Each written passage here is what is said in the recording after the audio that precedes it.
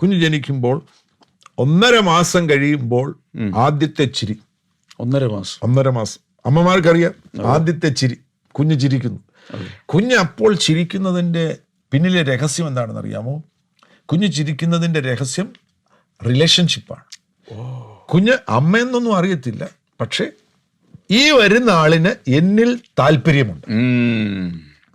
അപ്പോൾ അടിസ്ഥാനപരമായിട്ടുള്ളൊരു കാര്യം ഇവിടെ പറയുകയാണ്, ജോയിയുടെ ഏറ്റവും വലിയൊരു താക്കോലാണ് റിലേഷൻഷിപ്സ്. Good relationships. അതാണ് ജോയുടെ തുടക്കം.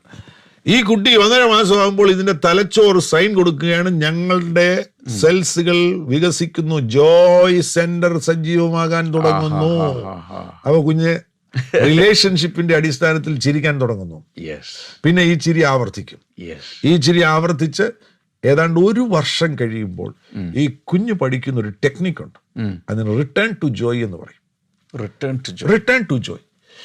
ഏത് അൺഹെൽത്തി അല്ലെങ്കിൽ ഏത് നിഷേധാർത്ഥകമാകുന്ന വികാരങ്ങൾ വന്നാലും അതിൽ ആ കുഞ്ഞ് തുടരത്തില്ല.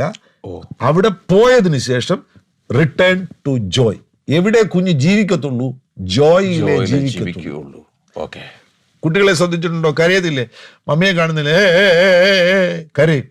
കരഞ്ഞതിന് ശേഷം പിന്നെ 1 മിനിറ്റ് കഴിയുന്നു വളരെ പെട്ടെന്ന് സ്വിച്ച് ഓവർ ചെയ്യും. അത് തന്നെ റിട്ടേൺ ടു ജോയ് എന്ന് പറയുന്ന ഒരു സംവിധാനം നമുക്ക് എല്ലാവർക്കും ഉണ്ട് പാസ്റ്റർ. നമുക്ക് ചിലപ്പോൾ കോപം വരും, ചിലപ്പോൾ ഭയം വരും. എന്നാൽ നീ ഭയത്തിൽ ജീവിക്കുകയാണെങ്കിൽ നീ ഫോബിയയ്ക്ക് അടിമയായി പോകും.